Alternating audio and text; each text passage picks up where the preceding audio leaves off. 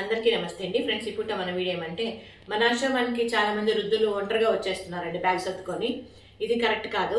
ఎట్లా అంటారా, మామూలుగా వచ్చేవాళ్ళు ఏమంటే పిల్లల మీద గొడవపడో, భర్త మీద గొడవపడో, లేదా భార్య మీద గొడవపడో ఈ రకంగా ఒంటరిగా అయితే వచ్చేస్తున్నారు ఆశ్రమం బాగుంది అన్నట్లుగా.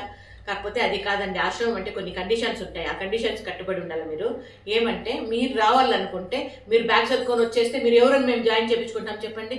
మీరు వచ్చేస్తారు, ఇంట్లో వాళ్ళు తెలియకుండా వచ్చేస్తారు.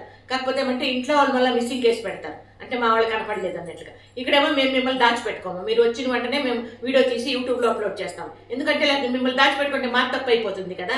వాళ్ళు మిస్సింగ్ కేసు పెడితే మళ్ళీ పోలీసు వాళ్ళు ఆశ్రమం వరకు వస్తారు. ఇది పద్ధతి కాదు కదండి.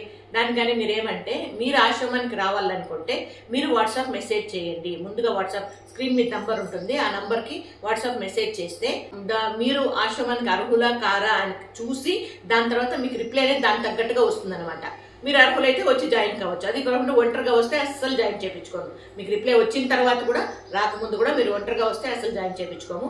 మీరు మామూలుగా మీ బంధువులు కానీ, మిత్రులు కానీ, లేదు మీ బిడ్డలు కానీ వచ్చి జాయిన్ చేపిస్తేనే ఇక్కడ జాయిన్ చేయించుకుంటాం. ఇంకా బిడ్డల మీదే గొడవ పడినాము, బిడ్డలు చూడలేదు అంటే మీరు మంచోళ్ళు అయితే ఖచ్చితంగా బంధుమిత్రులు మీకు సపోర్ట్ చేసి, కొంతమంది ఏమంటారు మాకు ఎవరు సపోర్ట్ చేసేవాళ్ళు లేదు. ఎవరు మీకు సపోర్ట్ చేయలేదంటే మీరే మంచోళ్ళు కాదు. నా మాట విరుద్ధంగా ఉండొచ్చు. ఎవరు మీకు సపోర్ట్ చేయలేదంటే, ఇంత ప్రపంచంలో మనకు ఒక మంచి కూడా సపోర్ట్ లేదంటే అప్పుడేమర్థమండి, మనమే కరెక్ట్ కాదు. అవునా కదా ఫ్రెండ్స్, మీరు చెప్పండి. మీకు ఇంట్లో వాళ్ళు చూడకపోయినా మీ చుట్టుపక్కల వాళ్ళు సపోర్ట్ చేస్తున్నారంటే మీరు మంచోళ్ళు. మీకు ఎవరు సపోర్ట్ చేయలేదంటే మీ పిల్లలు మంచోళ్ళు. ఇది మాత్రం మీరు గ్రహించండి. నేను చెప్పేది విరుద్ధంగానే ఉంటుంది, కాకపోతే ఏమంటే ఇందులో వాస్తవాలు ఉన్నాయి.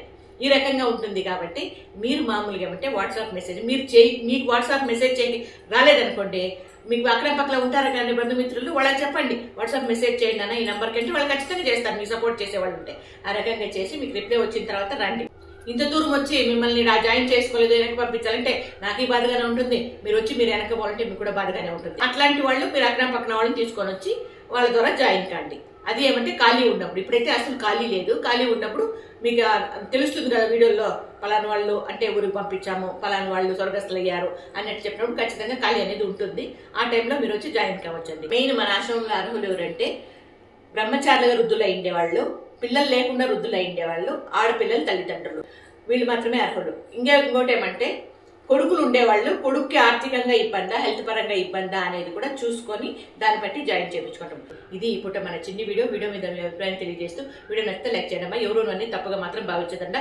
ఉన్నట్లు మాట్లాడతాను నేను, ఎవరు తప్పుగా భావించండి. ఓకేనా? Thank you so much. మీ విలువైన సమయాన్ని కేటాయించి వీడియో చివరి వరకు చూసినందుకు మనస్ఫూర్తిగా కృతజ్ఞతలు.